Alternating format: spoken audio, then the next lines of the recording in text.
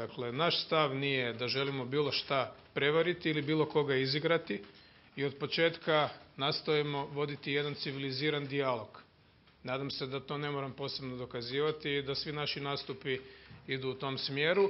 Obični ljudi su polako shvatili da vlada Zorana Milanovića je ta koja uvodi reda. Nisam inicirao niti ću inicirati da se bilo koga izbacuje iz stranke, ali ću štititi sve članove zagrebačkog SDP-a od toga da ih se uspoređuje sa HDZ-om i sa Naderovim načinom vladanja. Ja sam vrlo optimistična, problem ćemo riješiti i temeljem toga za Hrvatsku neće biti nikakvih negativnih posljedica.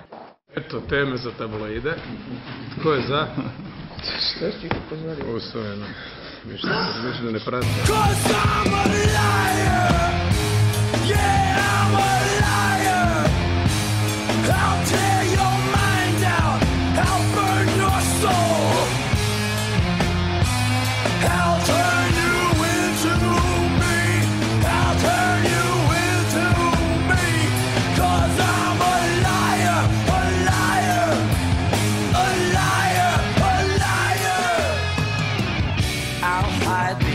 A smile and understanding eyes.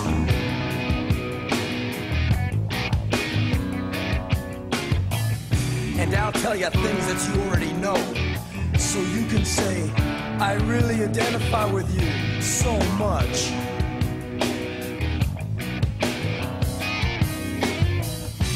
I'll come to you like an affliction, but I'll leave you like an addiction. You'll never forget me. You wanna know why? 'Cause I'm a liar.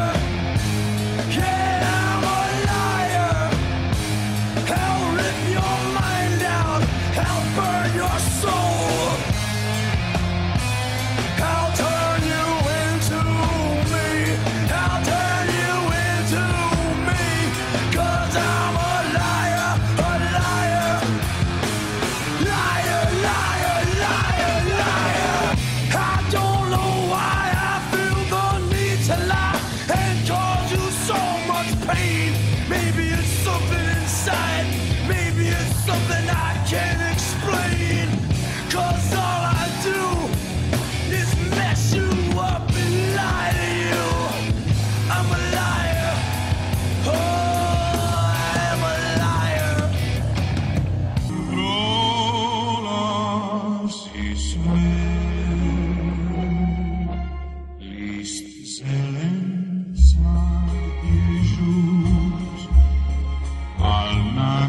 Ljubav za me nikad neće